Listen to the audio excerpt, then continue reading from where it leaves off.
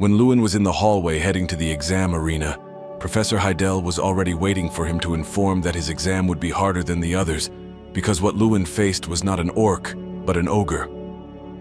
Luin was very shocked to hear that. In contrast to Luin, Foldren was very happy to hear if Luin's exam was against an ogre. Foldren was asked to bring an ogre, because an ogre should not be used to test a student. They wondered how strong the student was. At first glance, an ogre is very similar to an orc, but an ogre is much stronger than an orc because an ogre can crack a head or break a neck with a single swing. Foldren asked Ardell if he was sure to use that monster because it was very difficult to defeat. Ardell couldn't do much because it had been determined by the dean. Foldren assumed Luin would not be able to defeat that ogre. Without hearing Foldren, Luin immediately walked forward to face the ogre. It was very dangerous. Luin fearlessly walked forward because Luin wanted to finish this exam as soon as possible. When the exam signal started, Luin immediately attacked the ogre not from behind the knight. Foldren was very shocked by Luin's action and told Luin to stop. Luin created a fireball. The spell is a close-range magic and is very dangerous to Luin himself. People were amazed by Luin's action of directly attacking the ogre. A student had a close combat fight against the ogre and hoped that Luin would not die. It turns out that Luin is still alive and still standing firm. Knight told Luin to inform him first if he wanted to attack the ogre. Luin didn't want to inform because even if he did inform, he was still not allowed to attack the ogre. Knight told Luin to retreat and wait for the knight to defeat the ogre before Luin could attack it. Because this is Luin's exam, Luin asked to finish it himself. Luin initially didn't know what it was. Luin had to fight an ogre that was 5 times bigger than him, and now Luin had to defeat this ogre. There are 2 reasons that make Luin brave to do this. The first is Luin has skills and a title he got from Kingram that allows Luin to communicate with ogres. The second is Luin also suddenly got a quest. Luin also understands the words of the ogre. The ogre might look terrifying to normal humans, but not to Luin. This ogre is scared because it is surrounded by magicians and knights. The quest reward is good for Luin, who continues to do the same quest every day, so Luin does not hesitate to fight the ogre. Luin fights against the ogre. The ogre wants to kill Luin and wants to crush Luin's head. Luin has to find the weak point of the ogre. He casts a time refraction spell that makes Luin move very fast. Knight is surprised by Luin's fast movement. Without doubt and without fear of fighting the ogre, who is this person? People are confused about what is happening. The ogre resists Luin. Luin is thrown by it. The ogre keeps attacking Luin. Luckily, Luin manages to dodge. With his punch, Luin managed to knock down the ogre. Here, Luin wants to finish off the ogre. The ogre sees Luin no longer as a human. With explosion mana burn, Luin managed to defeat the ogre. Seeing Luin defeat the ogre, Strang acknowledges the strength that Luin possesses. The students who were spectators cheered as they saw Luin had successfully defeated the ogre. Professor Elric was very angry to see Luin had successfully defeated the ogre. Dean Tyrion also took pride in seeing Luin's progress. The knights were confused seeing Luin's abilities and asked where he learned his spells and physical skills. Luin said that he learned them by himself. Then Luin asked Professor Ardell about the results of this trial. Professor Ardell thought that Luin would not be able to overcome this challenge, and Luin was declared to have passed this trial. After completing the quest, Luin received the title Player's Eye. Strang explained Luin's latest skill. Enemies hiding using magic stealth or invisibility will look different in Luin's eyes, and he will see them as faint outlines. Luin can also see a mini-map and can see everything within a 500-meter radius.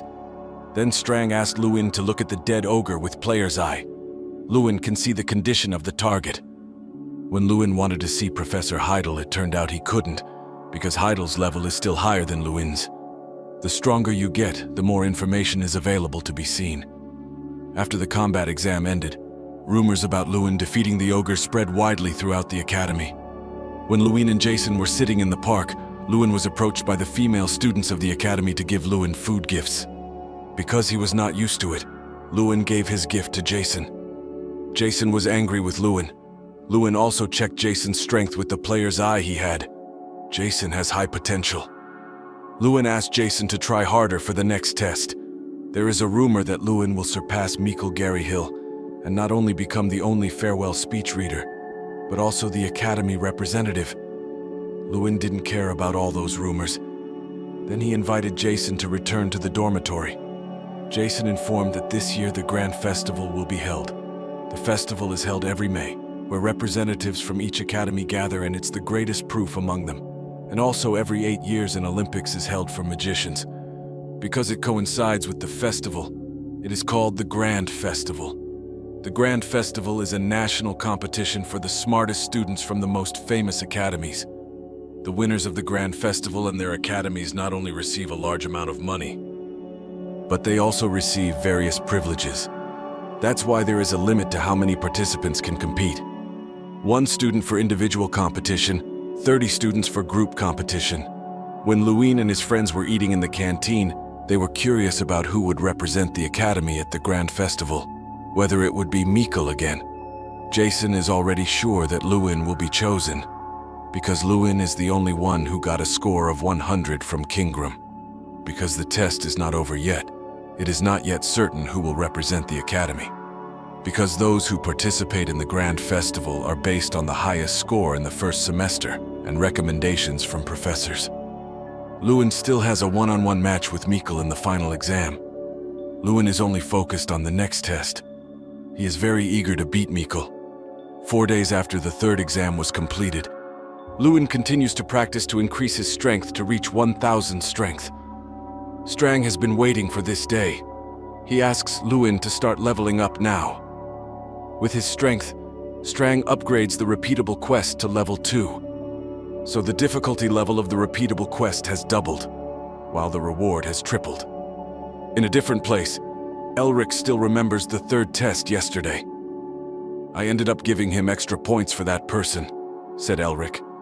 If Luin, Ardell, and Mikkel fight, can Mikkel win against them? No. It seems that victory is impossible. If that happens, it will endanger his position at the Grand Festival, and even as a valedictorian. Professor Elric wants the Gary Hill family to be at the top of the academy, whatever happens. Back to Luin's training place, Strang has risen to rank 2 as a reward, with an additional strength of 200. Luin sees Strang starting to grow big. It's not without reason, all thanks to Luin, who was able to reach 1200 strength quickly. Strang says this is just the beginning. He is sure the difficulty level of the quest and the reward will also increase.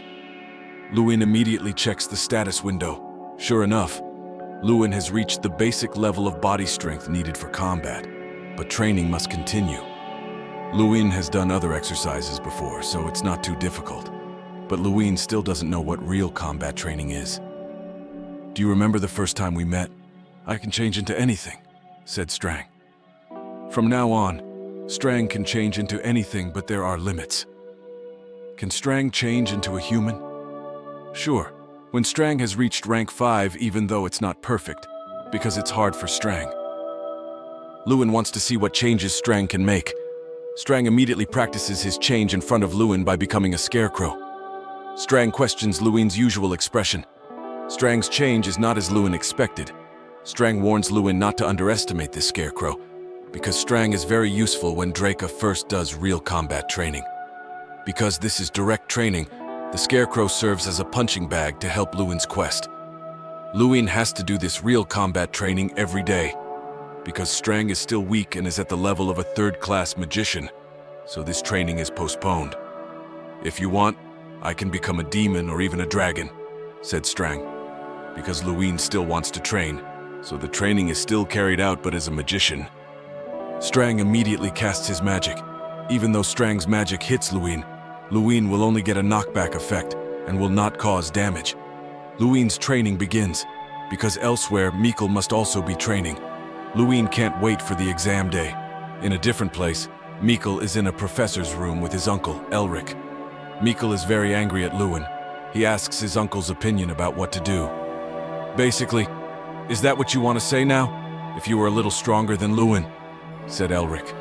Hearing that, Mikkel is angry at his uncle and considers his uncle to be the one who has helped raise Luin's score.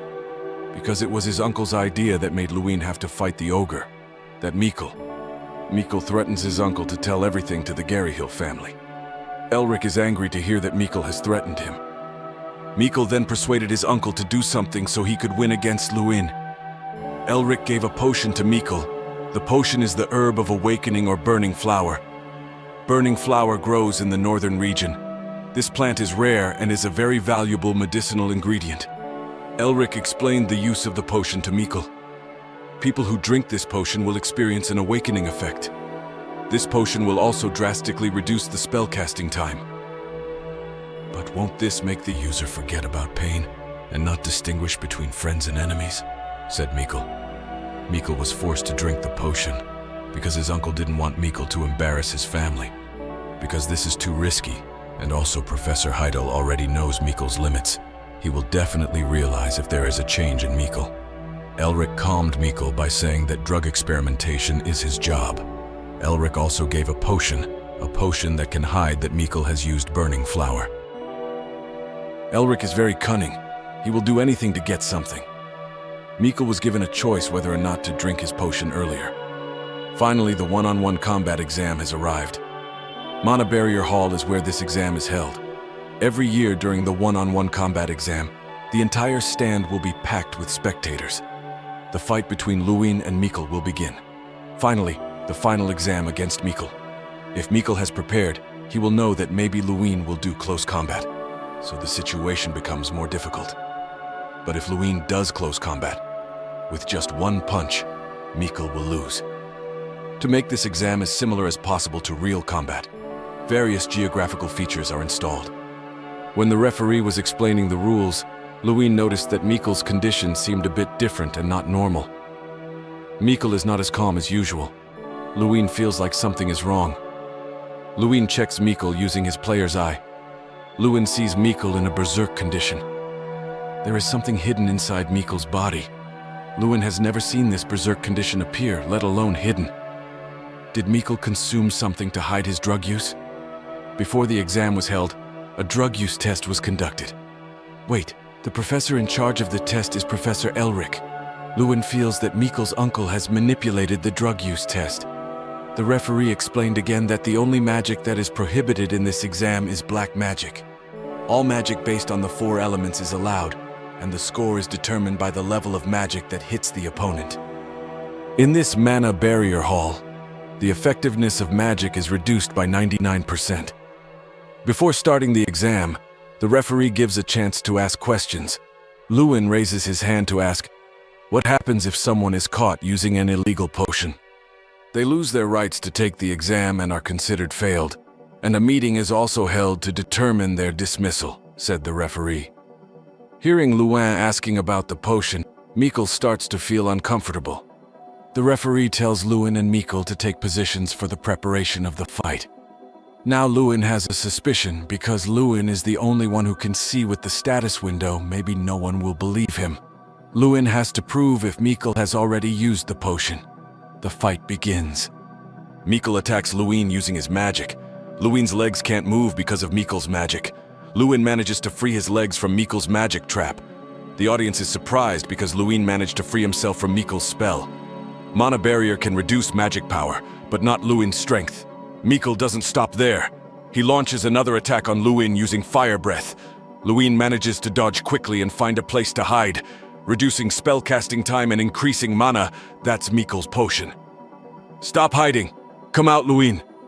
Luin already knows if Mikkel drank a potion from Burning Flower, because the characteristics of Burning Flower users are very visible on Mikkel. But there is one thing left. That is, pain suppression. Luin says he already knows that what Mikkel drank was Burning Flower. Mikkel is silent hearing Luin's words. Luin also adds that he doesn't need something like that to beat Mikkel. Using the time refraction move, Luin moves towards Mikkel. Mikkel wants to attack Luin, but Luin is too fast. Mikkel can't see Luin. Mikkel creates a defense wall, but it is immediately destroyed by Luin. The professors and deans are amazed by the magic used by Luin. Mikkel uses the Fire Lizard move. He tries to attack Luin from above. Luin withstands Mikkel's attack using the Earthquake move. Mikkel, who fell with Luin's counterattack, then Luin approached Mikkel. Then Luin flicked his finger on Mikkel's forehead. Mikkel was immediately thrown against the wall. When Mikkel wanted to speak again, Luin immediately hit Mikkel. But Mikkel didn't feel anything because of the effect of the Burning Flower. If Luin continues to launch attacks on Mikkel, Mikkel might not survive. Then Luin tied Mikkel with his magic and also told the referee if Mikkel used an illegal potion. The referee did not believe Luin's words and asked for convincing evidence. Luin explained that there was someone who covered up the use of the drug. There is only one person who can do this in the academy. Luin and the referee immediately looked at Professor Elric. Professor Elric, who was angry because he had been accused, immediately went to the arena to confront Luin. Without any preamble, Luin showed his evidence. Professor Elric requested a retest. The retest would be useless because Elric used a special elixir to hide his symptoms. Elric asked Luin how to prove all of this. To prove all of this, Luin first showed the power of his finger snap on a tree. Because Luin's finger snap is very strong, so if Luin snaps it at Mikkel and Mikkel doesn't feel pain, it's certain that Mikkel used illegal drugs. Professor Elric could no longer evade. The Dean was very angry with Professor Elric for doing this in this sacred exam. The Dean also asked Professor Elric to come to the Dean's office. After that, the fourth exam ended quickly. News about the dismissal of Professor Elric and the expulsion of Mikkel has spread widely. The corruption of the Gary Hill family was also openly exposed. Luin was asked to meet with the Dean. As Luin was heading to the Dean's room, he saw a stretch of green garden and immediately remembered the Ardell region. There was also the throne of Theron, where the King of the Witches sat. Suddenly, the Dean appeared behind Luin and said that the place where Luin is now is the Eye of Malarok. Malarok was the first demon leader to invade the Frelia continent. Malarok also has the power to force targets to get what they want the most. After Malarok's death, parts of his body became artifacts. So, the Eye of Malarok shows Luin what he most wants to see. Actually, what Luin wants most is the revival of the Ardell region and to become the best magician. "Aren't you curious about what I see in this castle, Luin?" said the Dean. The Dean sees a world where students behave like students and magicians behave like magicians. Of course, the Dean's wish is not easy. After Luin's meeting with the Dean, Luin was declared the winner of the exam. Luin was called again to the Dean's room for tea, and there were a few questions from the Dean to Luin. The Dean asked Luin how Luin detected that Mikkel used burning flower among other stimulants. "Mikkel's atmosphere is a little different than usual, so I thought it was burning flower, because he looked aggressive but anxious and judging. But from what the Dean saw, Luin was more certain than suspicious. Luin explained that he used physical strength and not magic, not to mention that Mana Barrier Hall only suppressed magic and did not suppress physical strength. Luin did not say if he had player's eye. Although Mikkel was in severe shock, the fact that he laughed rather than felt pain confirmed that Mikkel used burning flower. The Dean was curious about Luin, a 16-year-old who had sharp eyes, a very quick response, and also had strong magic. The Dean apologized for the incident in yesterday's exam and ensured that the Gary Hill family did not hurt Luin. And Luin was appointed as the Academy representative at this year's 7th Grand Festival. Initially, Luin refused the offer because Luin considered himself inexperienced. As a judge at the Grand Festival, the Dean convinced Luin because the Dean saw Luin as a potential champion. The Dean hoped Luin would be a secret weapon for the Ignit Academy that emerged from nowhere. As a dark horse, information about Luin is certainly not possessed, which makes opponents confused with Luin's strategy. Because Luin is always at the bottom of the rankings, they won't pay attention to him. And they don't know anything about Luin, unlike Mikkel. So this could surprise them. What do you think? Do you want to participate? "I will try my best as much as your word," Luin said loudly. The Dean asked Luin to practice body techniques rather than magic classes. The Dean has also invited a professor to see Luin's body techniques.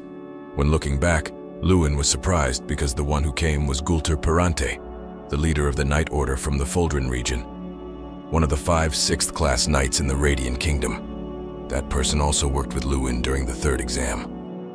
Luin didn't expect to take his body technique class. "First of all, there are a few things I need to confirm. I heard from Professor Ardell that you are a special magician who has no choice but to fight close range." "Yes, that's right," said Luin. From what I saw last time, your movements are good. They're agile and without wasted movements, Gulter continued.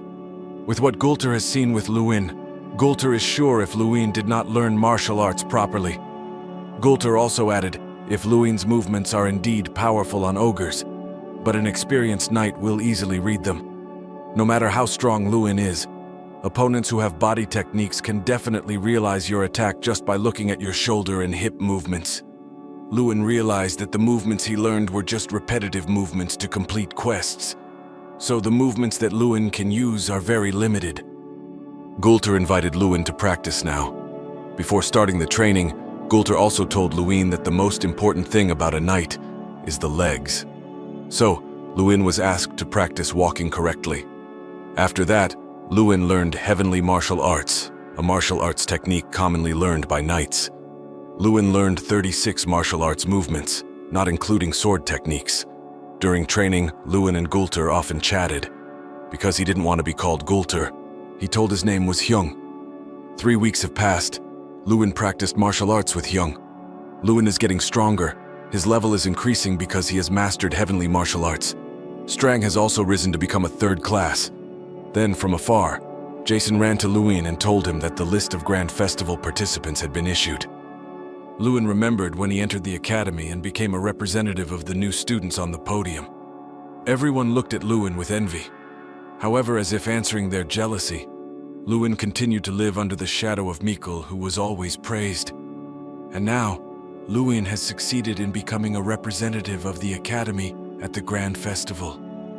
Heidel was surprised when told that Luin had mastered heavenly martial arts so quickly and was envious of that achievement.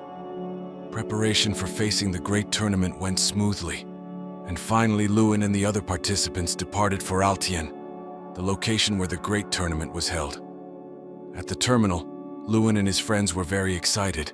Understandably, they had never ridden the Mana train. There was one student who scolded them to be quiet. Luin was angry because he was told to be quiet. The person who told Luin to be quiet was Hankus, the person who participated with Mikkel last year. If you guys are hoping that Luin will surprise in this year's tournament, then forget it, Hankus said dismissively. Because he was lucky in his first semester grades, Hankus continued. You guys don't know how cunning each academy's representative is.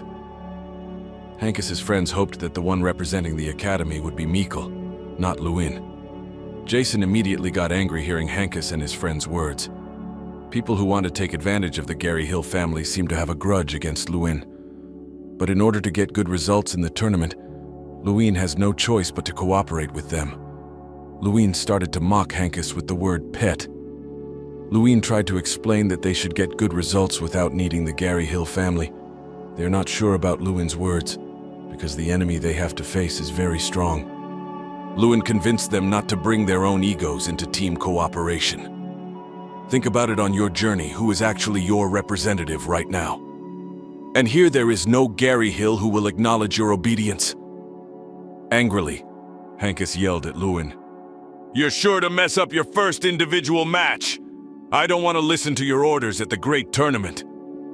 Luin ignored Hankus's screams, and he walked towards the incoming train. Ignit Academy students were amazed when they rode this Mana train because it was very fast. Strang mocked this Mana train because in his time it was the fastest transportation. Then someone came from the next aisle to Luin's aisle. They are representatives of the National Magic Academy of Oyota, the only magic academy in the Oyota Desert Kingdom that was built in the desert. They have a long history, and they are known to be able to forge their swords or bodies to their limits. They mocked Ignit Academy, which always came last. Luin just kept silent and was not affected by the provocation of the Oyota students. Luin realized the treatment of other academies towards Ignit Academy, and the professor also had no intention of stopping them. Because he has authority and responsibility for the team, Luin felt he should not remain silent when other academies insulted them. Hey Hankus, where is your representative Mikkel Garyhill? Luin immediately answered the student's question by saying, now he must be lying in the hospital praying for his ribs to heal quickly. The student looked back and saw Luin already standing with a smile. Hankus said, he's our representative. The student introduced himself that his name was Theta Malkiri. Luin also introduced himself. Because he had had enough, Luin asked Theta to leave their isle. Before you go, you will apologize for your comment about the last academy respectfully. Theta is very angry with Luin and asks Hankus to tell him about Luin. Luin knows why the students who had participated in the great tournament tremble at the sight of the Oyota student representatives because they were once beaten by Theta Malkiri. Luin understands they are doing this as part of a strategy. They want to destroy Luin's team spirit before the match. Do you want to join them, Theta? What? Has this person gone mad? Theta exclaimed. Because of his emotions, Theta intended to hit Luin, but was immediately stopped by a professor from their academy. And he apologized to Professor Ardell because his student had been impudent. Then they went to their own corridor. The professor explained to Theta that there was something strange when Theta wanted to start a fight. Professor Ardell just smiled at Theta, because the person named Luin clearly has something hidden, and he is also sure Luin is different from Mikkel. After the Oyota representative left, Luin and his friend discussed their first match. The first match is a group competition without a representative, which means Luin cannot join. After the incident between Luin and Theta, the students who initially did not like Luin decided to unite. Luin's members warned Luin not to be too reckless. Aren't you angry when they insult you and me, your representative, in front of you? But what if I, your representative, just stay silent?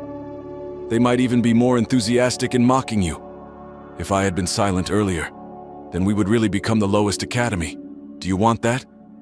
Hearing Luin say that, the students just fell silent. Luin does not want Ignit Academy to be embarrassed for the last 5 years.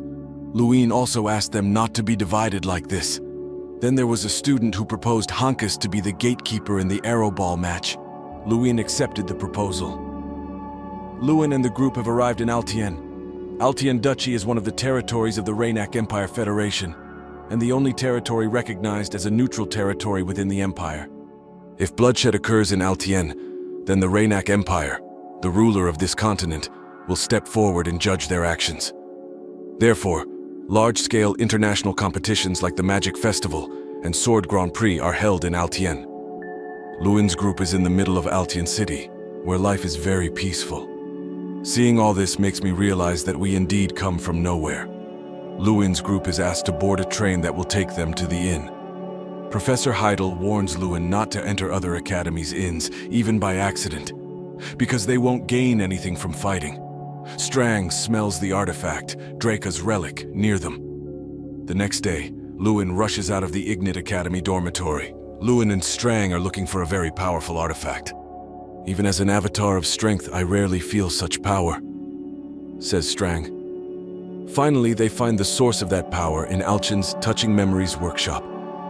Considering it is an item once used by the Black Dragon, I thought the item would be in a unique place, but its location is quite ordinary. Luin thought the place was like an underground black market or a rich person's safe. Because Draca's artifact is useless for non-strength magicians, for ordinary magicians, the item is just trash. Luin uses player's eye to find the item, and then the item emits light. The item Luin is looking for is the Ring of Invulnerability, the first artifact made by Draca, but also a failure. By using the power of invulnerability, there's a small chance to resist the physical force that hits the wearer's body, and also increases immunity to physical damage. The item is a bit unique. The artifact not only blocks attacks, but also blocks a friend's high five or a girlfriend's hug. It might also not work when the wearer needs it. That's why it's called a failed artifact. But Luin needs it, because with this artifact, strength can be increased by 200, so it's quite suitable to wear. Luin immediately wears the ring and it fits his finger.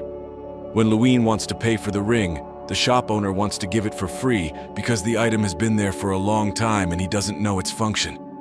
If so, I will buy another item. With player's eye, Luin can see the true value of an item like this. Then Luin sees the rarity, high, quantum mechanic of magic and sword. When he wanted to take the book, there was a woman who also wanted to take it. She is Irene Prius, from the Seiki Women's Special Academy, Flame King, also known as the Magician King, and Border Magician Tehran Artemis. and Irene Prius is one of the 11 next-generation magicians chosen by him. I heard she is a genius approaching the 5th class, but does not match her appearance. Irene asked Luin to let go of the book, but Luin refused because he felt he held it first. Looking at your uniform, you must be from Ignit Academy. I am Irene Prius from Seiki Women's Special Academy. Irene asked Luin to hand over the book because she really needed it. Luin asked Irene for the reason to buy this book. With a little nervousness, Irene argued that the book was a personal assignment and could not explain in detail. Luin allowed Irene to take the book. Then Luin told Jason and Hankus that he had met Irene Prius. Jason is very curious about Irene. Jason really wants to meet Irene. Hankus explained that Irene is a strong person, but she always comes in second. She always loses to Doom Prime every year. Doom Prime is the top-ranked student from the Reincarnated Magic Training Academy. That means he is the most famous wizard among people his age on this continent, and also has the Sword of Radiance.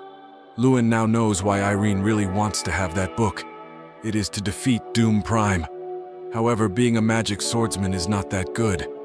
Magic Sword does not offer many magic enhancements compared to other weapons, and becoming a swordsman like a knight is also not easy. But Doom Prime is different. Sword Radiance is an S-class artifact. If Luin fights with these geniuses, can Luin win? But Luin remembers the Dean's words that Luin is a strong candidate to be the winner. The first lineup for the opening ceremony of the Grand Festival has been released, and the Grand Festival will start soon.